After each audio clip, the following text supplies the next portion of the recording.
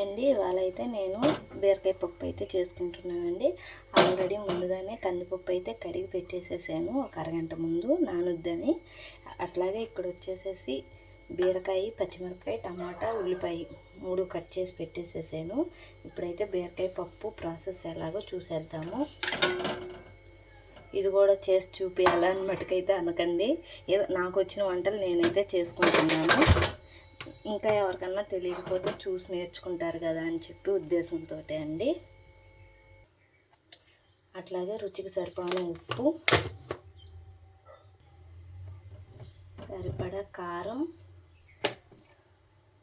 కొంచెం పసుపు, దీంట్లోనే 2 చిల్లీ కూడా వేసేసానండి, పచ్చిమిరపకాయ చీల్చి, తగినన్ని వాటర్,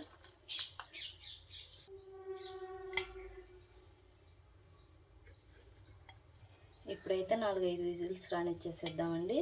అట్లాగే ఈ లోపల అయితే ఇదిగో కొంచెం మీడియంగా ఫ్లేమ్ అయితే పెట్టాను. ఈ లోపల వచ్చేసి తిరగమాతకి రెడీ చేసుకుందామండి.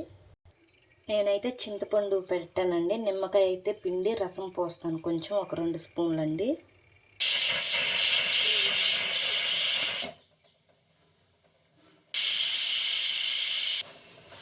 వెల్లుల్లిపాయ, ఊరమిరపకాయలు, కొత్తిమీర, కరివేపాకు, ఉల్లిపాయ, ఇంగువ, అట్లాగే లెమన్ కొంచెం, ఇవన్నీ అయితే పోపుకి.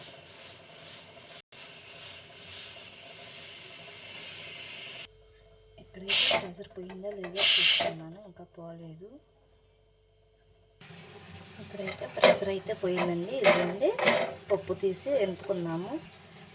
వేడి పప్పు డింగ్ డింగ్ డింగ్ డింగ్ డింగ్. వాటర్ తీసేసి అయితే వెనుపుకున్నాము. ఇప్పుడు ఇదిగోండి, ఇప్పుడైతే పప్పు అయితే వెనిపేసుకుంటున్నాను. ఇదిగోండి, ఇప్పుడైతే ఇలా పప్పు మొత్తం మెత్తగా మెదిపేసేసాను. ఇప్పుడైతే తిరగమాత పెట్టేసేద్దాం రండి. ఇదిగోండి, తిరగమాతకు కావాల్సినంత ఆయిల్ అయితే వేస్తున్నాను. తిరగమాత గింజలు, జీలకర్ర అయితే ఎక్కువ వేసుకుంటాను. ఇక్కడైతే పప్పులో నిమ్మకాయ పిండుకున్నాను.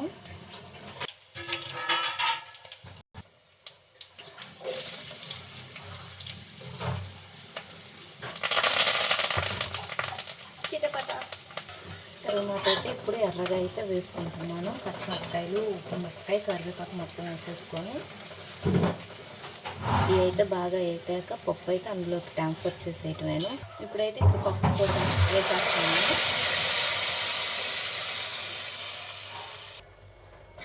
పప్పు అయితే రెడీ అయిపోయిందండి. ఇక్కడ